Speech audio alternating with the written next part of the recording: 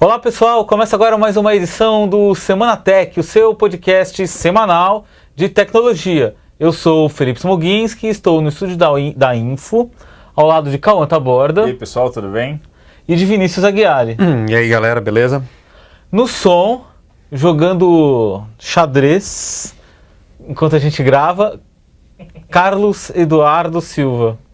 Boa tarde, pessoal. Meus amigos, hoje eu nem trouxe aqui o menu tradicional de pautas porque é desnecessário. A gente tem dois grandes assuntos para comentar. Um é um evento que acontece hoje, quinta-feira, enquanto gravamos esse podcast. A Microsoft está fazendo a apresentação do Windows 8, anunciando preços, etc e tal. Acontecerá o lançamento global do novo sistema operacional da empresa, que é apenas o sistema que está em 98% dos PCs no mundo. Se a gente considerar Mac um computador pessoal, então ele está ali em 93%, né? E a outra notícia foi a apresentação que a Apple fez esta semana, confirmando o iPad mini e surpreendendo com algumas outras coisas, do tipo o novo iPad, etc e tal. Começamos de Microsoft ou de Apple? E agora, né? Vamos falar que a gente foi embora de um ou de outro. Isso é bem polarizado. Eu não sei, acho que nesse momento está mais quente a Microsoft, né? Tá acontecendo, vamos por aí? Vamos lá. Eu acho, assim, o que tem de informação quente mesmo é a divulgação do preço, né? Quem já tem o Windows 7 vai pagar R$ 69,00. Esse é o valor, Felipe, que pode ser feito quem fizer o download do pacote ali, que já tem, ou mesmo se optar por baixar o valor do Windows 8 sem o pacote, por transferência vai sair por R$ 69,00. Isso não importa qual versão de Windows, se você é XP, Vista ou Windows 7, tanto faz. Você tem uma versão legal do Windows, quer fazer um update para o Windows 8 Pro, vai pagar R$ 70,00, faz o download e instala. Quem quiser comprar a caixinha vai pagar mais de R$ 200,00. Ou seja, vai estar custando ali R$ 200,00 a caixinha. É o papelão mais caro da história. É muito mais barato comprar o download. É até para incentivar o download, talvez, eu acho. E muito bem, e muitas pessoas vão comprar por meio de novos computadores, né? Quem for comprar um novo notebook, um novo desktop, vai sair de fábrica já. Hoje, a partir da meia-noite, já tem lojas em todo o Brasil que estarão vendendo computadores equipados com Windows 8. O Windows 8 eu avalio que é a maior mudança no sistema operacional da Microsoft desde o Windows 95. Quem tem mais tempo de estrada vai se lembrar do Windows 3.11, daquele Windows que ainda tinha uma interface com MS-DOS e tal, né? Essa interface mudou radicalmente no Windows 95 e aí passou por evoluções, 98, XP, que foi um sistema super bem sucedido.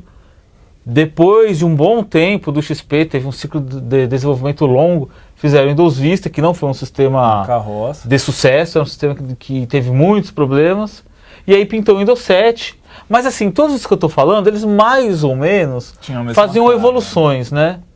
Eu acho que o Windows Vista já tinha a versão 64 bits. Tinha. Que era uma inovação que permitia usar a maior memória RAM e tal.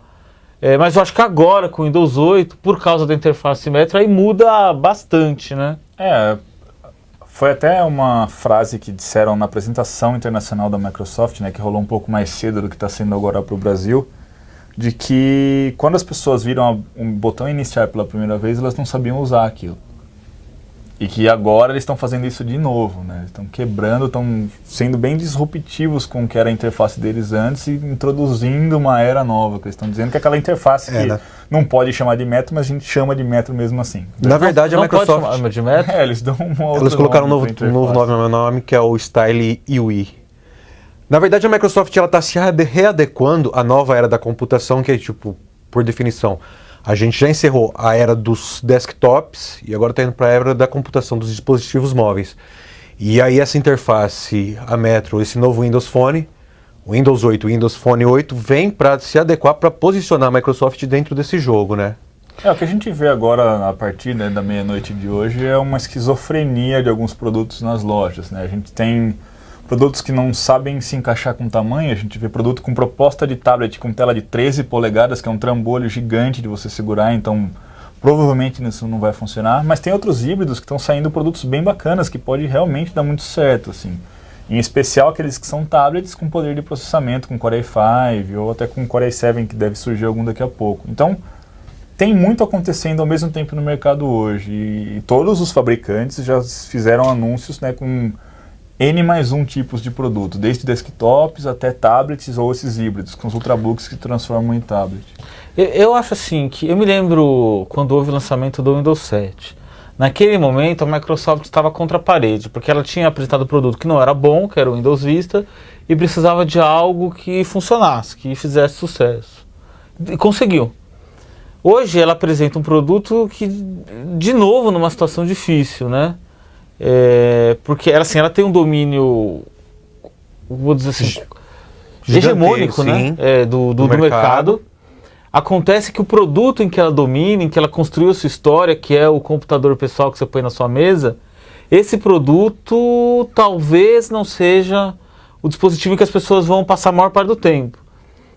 Muita gente hoje gasta o tempo no tablet, no smartphone e eventualmente no ultrabook, que são sistemas, que são dispositivos onde a Microsoft não apita nada. Quem manda nesses sistemas, notadamente o Google com Android e a Apple sem dúvida, com iOS. Essa é uma colocação que o Michel Levy colocou agora já também, Felipe, porque ele quer assim, levar tipo, a computação da Microsoft para todos os momentos do usuário e fazer a sincronia dos arquivos do usuário, da vida do usuário com a nuvem.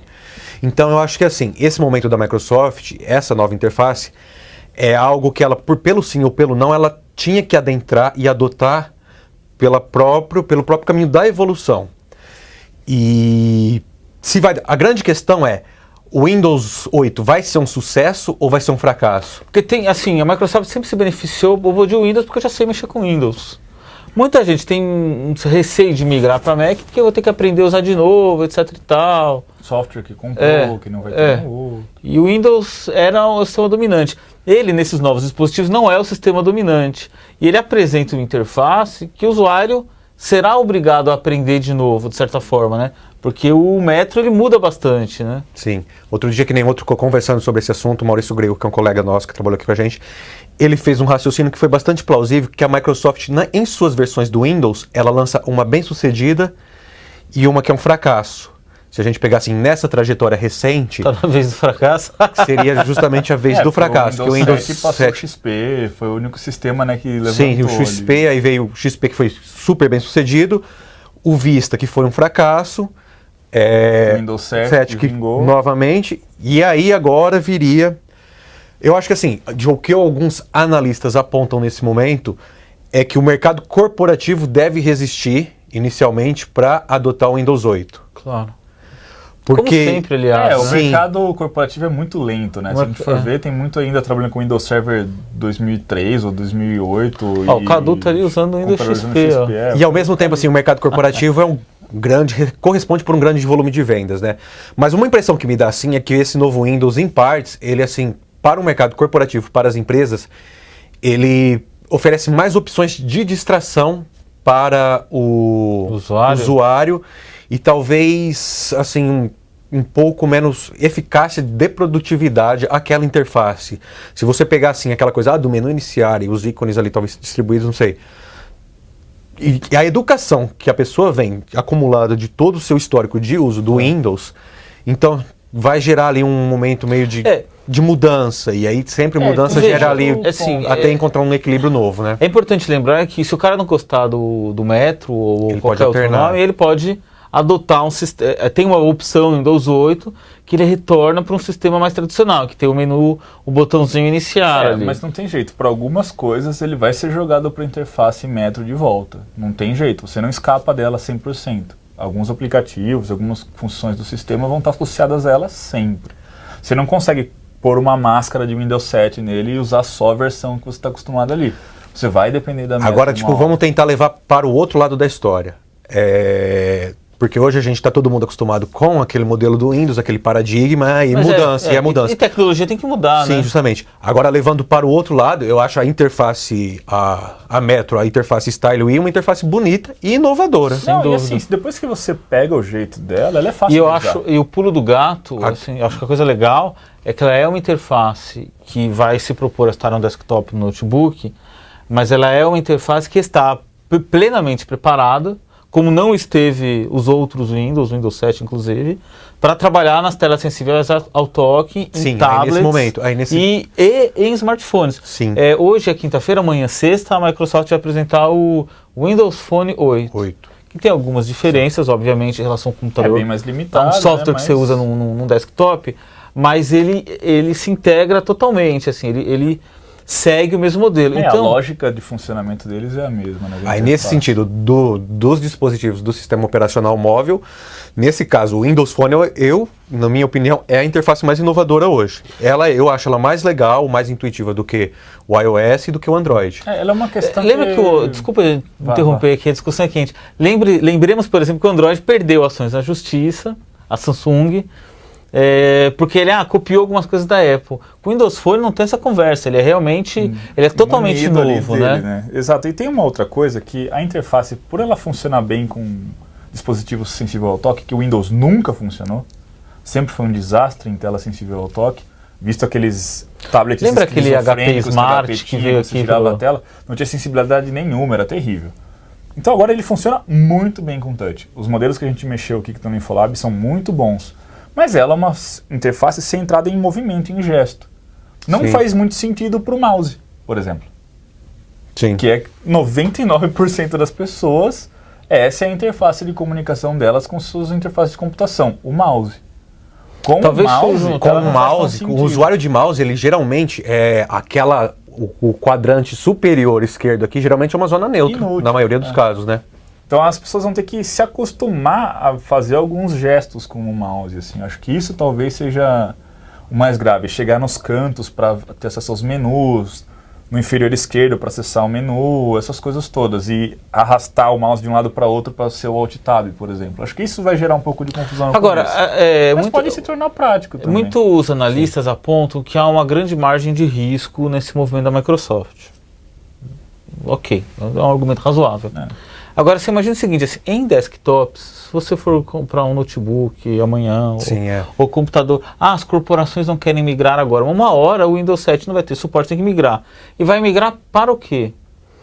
O Windows está no mercado que ele praticamente não tem competidores. Então, que corporação vai gastar uma baba de dinheiro para botar um monte de Mac na mesa das pessoas? Mac custa muito mais caro. Mesmo porque você não consegue licenciar o software. A alternativa seria o Linux. Que acho que o momento na história do Linux quase que passou, assim, ele não deslanchou, né? Então, só para concluir meu raciocínio, eu acho que, bem ou mal, em função da posição hegemônica da Microsoft, o Windows 8 vai se impor. É muito provável que as pessoas, num espaço maior ou menor de tempo, se adaptem a essa interface nos seus computadores de mesa.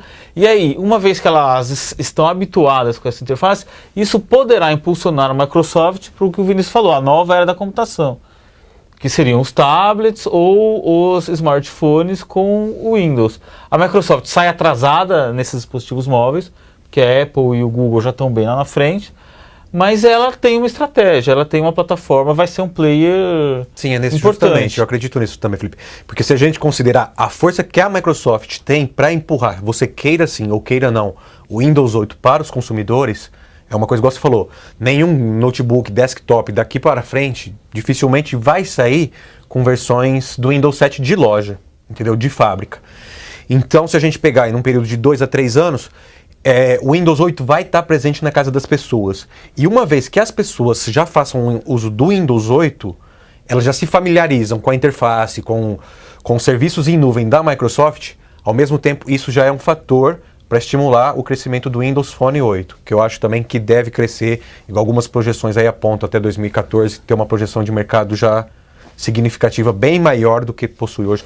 Eu tenho uma opinião bem contrária dos analistas, que eu acho que as gerações mais acostumadas com tecnologia, quem tem mais empatia com tecnologia, a curva de aprendizagem para o Windows novo é quase nula. A pessoa em 10 minutos está mexendo nele e consegue entender tudo. Porque é uma pessoa que já está acostumada com smartphone, com tablet, troca entre um sistema e outro de vez em quando, usa Então, ela tá acostumada com o smartphone, com Android, com tablet que tem iOS. Exato, mas mesmo assim, porque a lógica é basicamente a mesma, é centrada nos ícones e nos aplicativos. Então, o funcionamento é um pouco diferente. Sim, Deixa de ter aquela cara sisuda de raiz de pasta e de sistema que a gente tá Eu acho também, Cauê, acho que esse é um raciocínio legal, que se a gente pegar assim, o mercado hoje, quem tem dificuldade com novas tecnologias, talvez seja uma pessoa com mais de 40, 45 anos, que teve uma adoção tardia, um pouco mais tardia da computação. Agora, quem está com menos de 40, 45 anos, ele se familiariza com qualquer nova tecnologia com maior facilidade.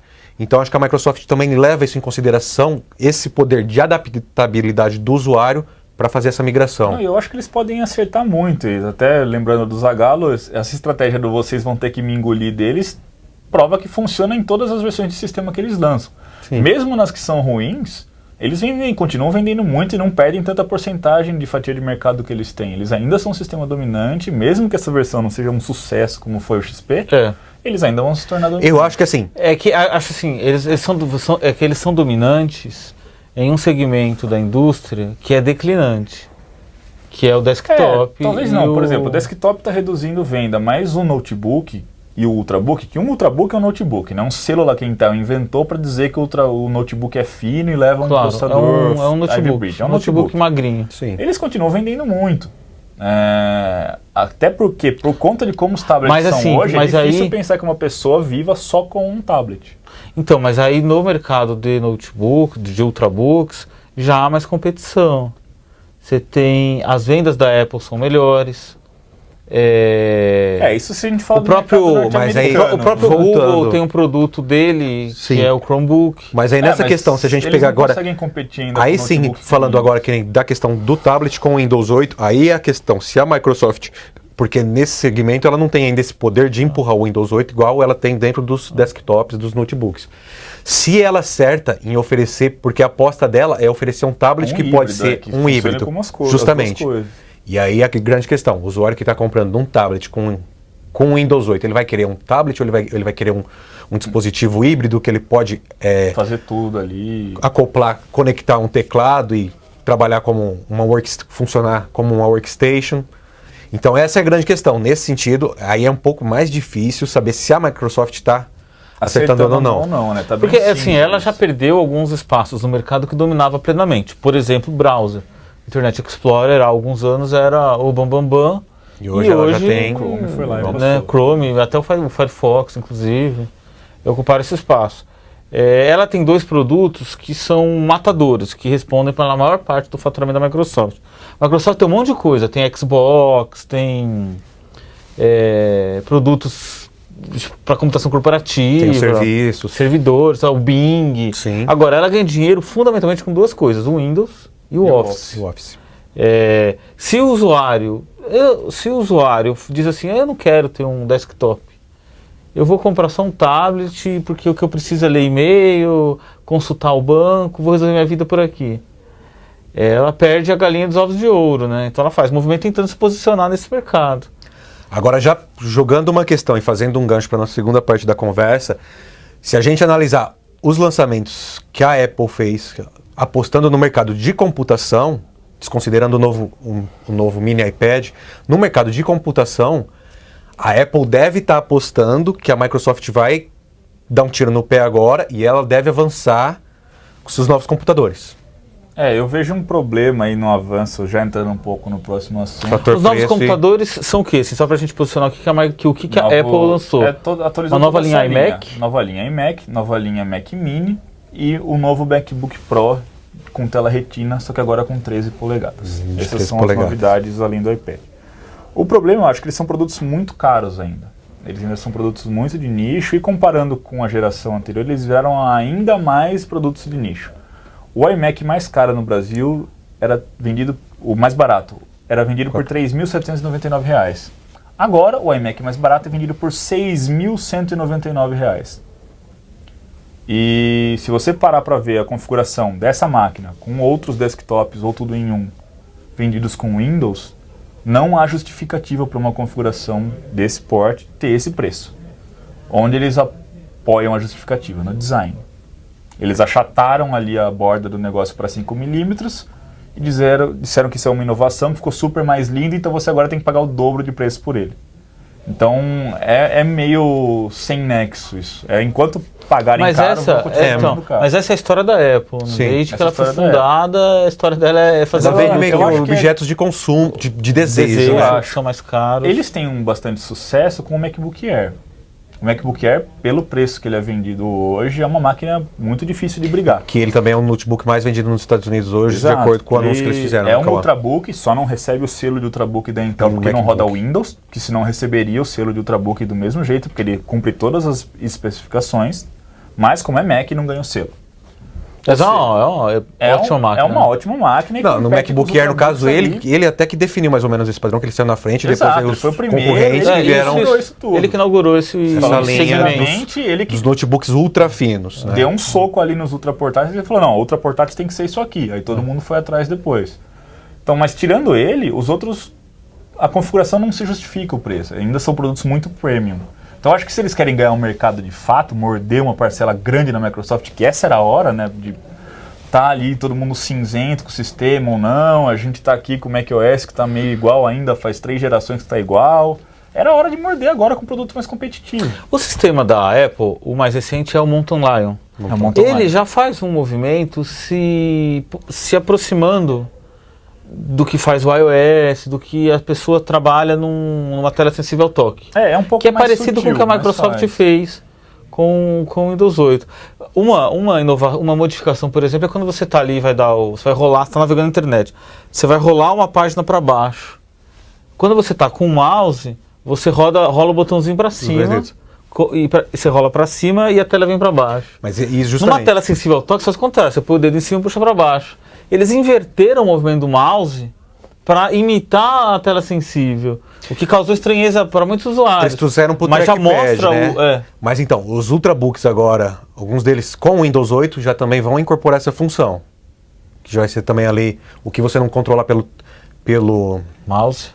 Pelo mouse ou pela tela sensível ao toque, você também vai poder controlar pelo trackpad. Esses sistemas eles são muito bons para usar com o trackpad, né? Sim, não, que ergonomicamente faz muito mais sentido que o mouse, né? Eu acho que também faz até mais sentido do que você tocar a sua tela com o dedo. Sim. Levando em consideração os Ultrabooks e laptops, na minha opinião. Alguns usos, eu critico também quando o Ultrabook tem uma tela sensível ao toque, porque se ele não tem uma mola ali meio rígida, você vai tocar na tela e você empurra a tela para trás. Suja a tela. Mas tem umas vantagens para esse uso casado entre físico e touch que são bem positivos em alguns casos, principalmente na navegação na web. É muito mais cômodo você navegar direto na tela do que no trackpad. Sim. O trackpad é horrível de usar. Normalmente quem usa o notebook para trabalhar liga um mouse nele, porque o trackpad é uma desgraça. Continua sendo uma desgraça, vai continuar sendo uma desgraça. O que acontece é que com uma tela touch ali você passa a usar a tela para fazer alguns movimentos. Dá zoom, por exemplo, fica muito mais ágil. Só que é uma coisa meio esquizofrênica ainda. Eventualmente, ser um editor de imagens, talvez, né? Desenhar um patch ali no Photoshop direto, sem precisar de uma mesa digitalizadora, usar direto na tela. Tem algumas vantagens, né? Só pra gente não acabar o podcast sem falar sobre os grandes lançamentos da Apple, esses são aqueles que são menos brilhantes, esses que a gente falou, né? iMac, Mac Mini, MacBook. Ela apresentou a 4ª geração do iPad. Na verdade foi uma atualização ali do iPad, do novo iPad, né? Trocaram o chip, né? Usaram um chip A6X agora. Só o chip? Só o chip. Só o processador? É um chip dual core ainda, com uma GPU quad-core, que eles não divulgam o clock, como sempre. Mas é isso, o processador foi atualizado. Então o novo iPad agora, o grande, tem um porque chip eles chamaram de iPad Retina. Mas o iPad 3, o novo iPad, já tem tela Retina também, né? Tanto é que eles nem reforçaram tanto o nome do novo iPad, falaram o iPad 4ª geração, mas acho que na verdade era que quando o consumidor chegar na loja... mais rapidinho, devia chamar. Quando o consumidor chegar na loja, acho que vai continuar sendo o novo iPad, aí você fala, você quer esse aqui mais barato do chip anterior, ou você quer a geração atual? Acho que não deve mudar o nome. Foi uma surpresa isso, né? Acho que ninguém espera, porque a versão anterior tem só 6 meses também no mercado, né? Foi fora do calendário de atualização tradicional deles. Normalmente eles esperam um pouco mais de um ano para... Talvez uma preocupação com os tablets Androids que tem com provavelmente, lembrando que o Google vai fazer um evento grande agora que deve anunciar outras versões do Nexus, né? Dia 29, né? Um Nexus de 10 polegadas, outros aparelhos Nexus Smartphone. Então, Acho que a Apple se preocupou até pelo streaming que ela fez e o tamanho que foi o evento em fazer algo gigante, assim, colocar todas as cartas que eles tinham na manga para agora, eu acho. E aí, ao mesmo tempo, eles apresentaram um novo iPad mini. Já não era segredo para ninguém, né? É no One More Thing. Mas que, na verdade, ainda foi... Temos o iPad mini. A Apple, tipo, ela cedeu em produzir um iPad menor, que era, tipo, contrário à ideia do Steve Jobs, né? Mas ela não adotou aquele padrão da tela de 7 polegadas, ela foi ali na tela de 7,9. Para manter mais 4x3. Na proporção do iPad anterior também. Tem isso também, assim, porque o ecossistema de aplicações para o iOS, ele historicamente apresenta, assim, na medida em que já temos uma história aí de 2007, o primeiro iPhone, o primeiro iOS. Ele tem um tamanho de tela que se mantém. Todo desenvolvedor ele sabe o tamanho que ele tem que fazer. Justamente para evitar a fragmentação, que é característica do Android também, né? É o samba do crioulo doido, assim. O cara o aplicativo roda no Jelly Bean, mas ele tá com problema no Ice Cream Sandwich. Ele roda numa tela de 3.2 e numa de 4.8. Nesse da Motorola ficou legal, mas no da Samsung tá dando um problema. A própria Apple, ela criou algum tipo de ruído com o iPhone 5, que tem uma tela mais compridinha. Que quebrou o padrão ali. E com o iPad mini, ela mantém a proporção, de qualquer forma, são todas novas telas, né?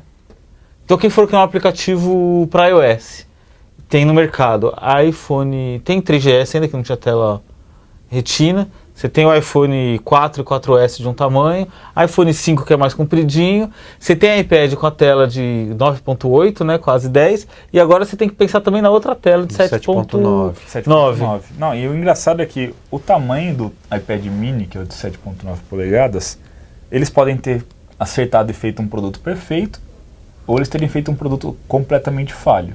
Porque enquanto a gente não colocar a mão em um deles ainda, sim, justamente. ele pode ter ficado grande demais para você segurar com uma mão só. Porque até eu que tenho, a gente fez um mocapzinho simulando o tamanho, eu que tenho mão grande. Fiz um mocap assim, pegou uma folha. Pegou uma folha, recortou e tentou ali. Mas qual é o ponto? Ele é 1 centímetro mais largo que os tablets com 7 polegadas com o Google, com o Android. Que eles, você consegue fechar a mão um pouco e usar dessa forma. E eles são confortáveis, se você pegar que nem o Nexus 7, ele é um aparelho super legal, assim, de você pegar com uma mão e navegar e utilizar. O que eu grande, assim, a minha surpresa, eu esperava que o mini iPad viesse com um preço mais competitivo, para combater ali o Kindle Fire. $329.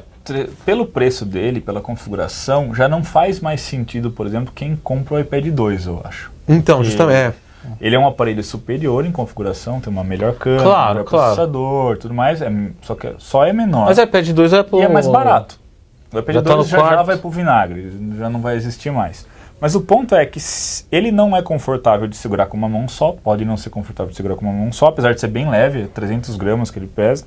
Só que ele não tem uma área lateral, como alguns tablets de 7 polegadas tem, para você segurar ele assim, como um livro. As vendas começam em novembro.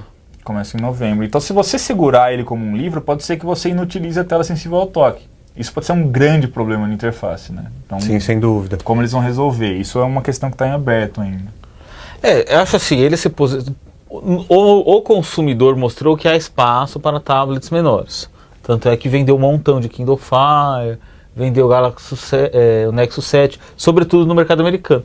E eles falaram, então tá bom, nós também temos nosso produto aqui.